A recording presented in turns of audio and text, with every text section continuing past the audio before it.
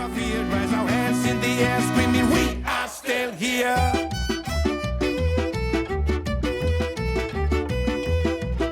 Hello everyone, I am Abraham from Malta. Basically, I'm a youth worker. I'm working with an organization called Prisms. Basically, what we do is we do a lot of youth work activities with young people, both from Malta and abroad as well. We also work with youth workers. So apart from working with young people, we also give training courses and other sessions to youth workers, because we believe that if we train these youth workers, we would be able to reach more young people with our work. So if it's just one of our youth workers, we can only reach 20, 50 young people per year, for example. If we train 20 young people, 20 youth workers per year, we would be able to reach a much higher number of young people. So our aim is always the well-being and working and reaching the goals that the young people have. So it's not the goals that we have for the young people, but our aim is to help the young people reach their own goals. One initiative that came out of the pandemic was that we created a project called Bronya.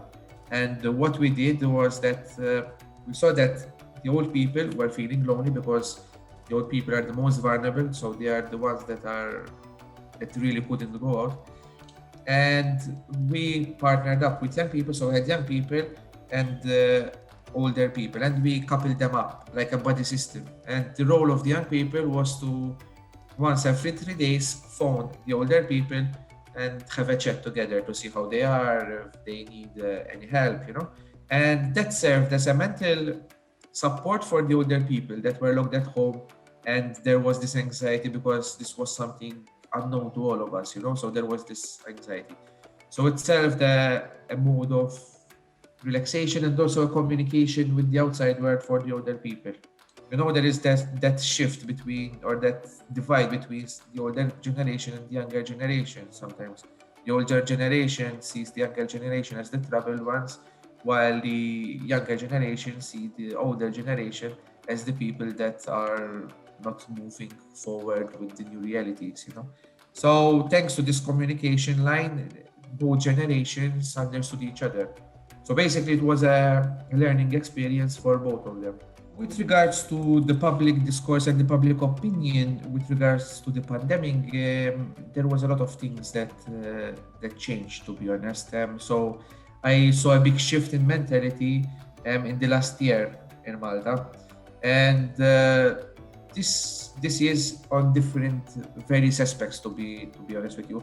So with something that we are not related with, it's the opinion of the people about the environment. We are not an environment NGO, but we still promote environment with our young people. But thanks to the pandemic, I could see that the people started to appreciate more the environment. So sort of now that we are stuck in our country, we cannot go to appreciate nature, etc. In other countries, now that we have to make use of what we have, people started to appreciate more the environment around them. And you could see people taking care more of the environment as well.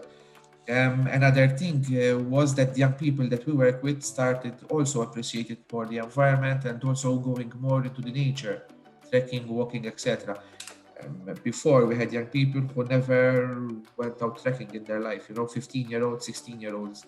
They never saw simple animals like a sheep or a cow, which is for us might be something normal, but we had 16-year-old people who never saw something like that in their life, And thanks to the pandemic, they started to going more and connecting more with nature. So if I had to go on stage and everyone would be listening to me at the moment, I will tell them to, first of all, to live the moment now, because it's like, this is what we are now. We know that we will be alive, so for people to enjoy the moment, but also to think about the future generation rather than their future, okay? Because unfortunately sometimes we are just thinking about now, and what's happening now is the important, and we're not thinking about the future.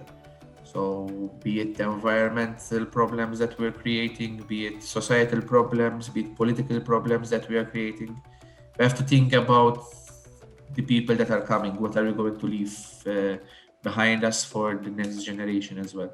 So it's not about just enjoying the moment. We should, and we should make use of the things that we have, resources, etc. But we should also think what we will leave behind for others to enjoy. What we have today is because other people worked for it and left it for us. So we should leave something for the coming generations to enjoy as well.